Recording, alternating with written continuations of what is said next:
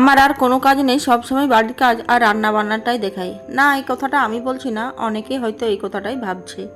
তাই আজকে আমি ভেবেছি যে আজকে বাড়ির কোনো কাজেই দেখাবো না আর রান্নাও দেখাবো না। আজকে আমি বানিয়েছিলাম ম্যাঙ্গো লস্যি, তো সেইটাই ভাবলাম তোমাদের সাথে শেয়ার করি।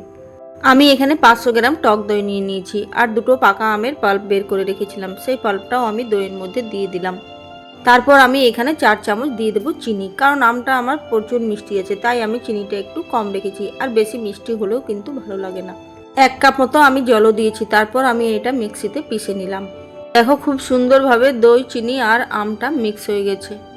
লস্যিটা ফ্রিজে রাখতে এসে দেখি একটুও জায়গা নেই, তাই আমি সবজির বাস্কেটটা বাইরে রেখে দিলাম আর তারপর আমি লস্যিটা ভরে দিলাম।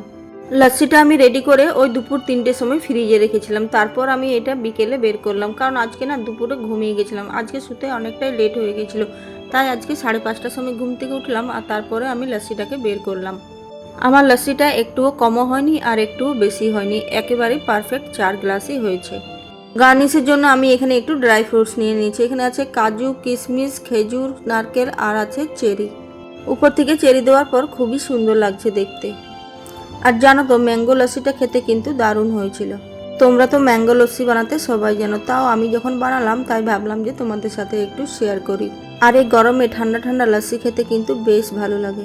আর আমরা যখনই আসানসোল কোর্ট মোড়ে যাই তখন কিন্তু লস্যি নিশ্চয়ই খাই, কিন্তু ম্যাঙ্গো লস্যিটা পাওয়া যায় না। রেসিপিটা ভালো লাগলে অবশ্যই লাইক কমেন্ট করতে ভুলো না, আর তোমরা সবাই ফলো করে আমার পাশে থেকে।